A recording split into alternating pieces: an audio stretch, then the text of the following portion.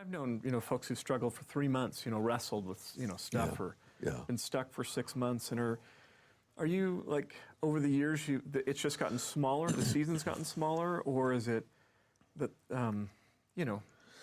If it took 3 months now for every loss or disappointment, my entire life, you'd be mourning sackcloth and ashes. I would be in a cave somewhere, because when you have so many situations going on around you, and I don't want to make light of it, but you have to learn a process that becomes a little bit quicker than before. Yeah. Otherwise, you live under this influence. Yeah. You live in a reaction to disappointment. You live in a reaction, or you just pretend it's not there. You just live in the denial thing, and that doesn't help anybody either.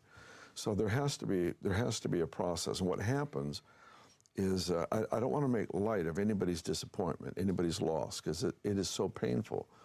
But if you go through a couple big ones, where you've walked through, you have a certain immunity to bugs that would weaken you in another season. Yeah.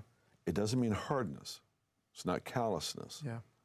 But there is already something built internally in a person that's walked through this process, through personal loss, not just a distance, not just I'm mourning with a distant friend, through disappointment. I'm trying to walk them through. I mean, personal stuff. When you walk it through purely and faithfully, it does build something in you. It doesn't mean you're not devastated again, but it means the recovery time, it does become quicker. You've experienced His faithfulness in that, and yeah, exactly. So like He will be faithful again. Yeah, it hurts. It hurts like laugh crazy. Again. I will. Yeah, exactly.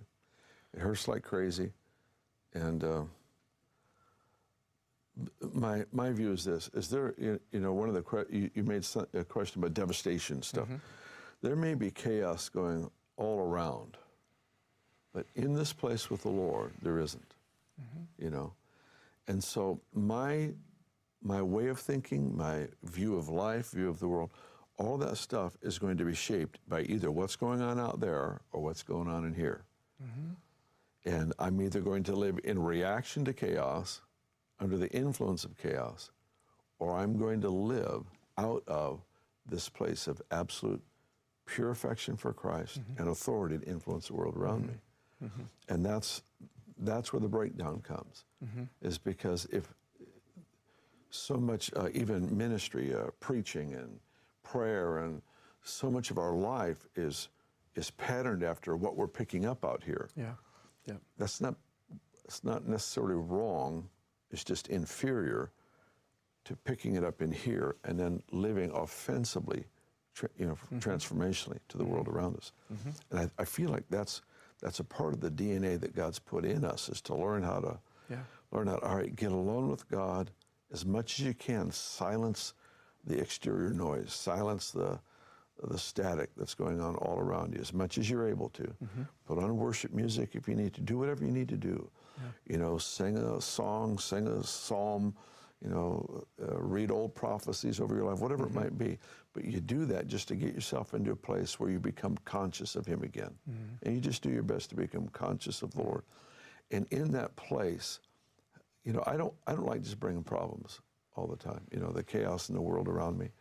There's so much chaos going on, it would be 24 hours a day, nonstop. I want to discover what's right, and from there live towards the stuff, And that's the only way I can do it. And I know Benny does the same kind of thing. She just really fights for that place of, just absolute peace with the Father. The joy with there's always joy with the Father. There just always is. It's always there. It's always available. And then in that place, we start ministering to people around us or situations, and it may require me to leave my personal joy and mourn with those that mourn, or to sit down in the gutter with this problem and that problem. But, it's that place with the Lord.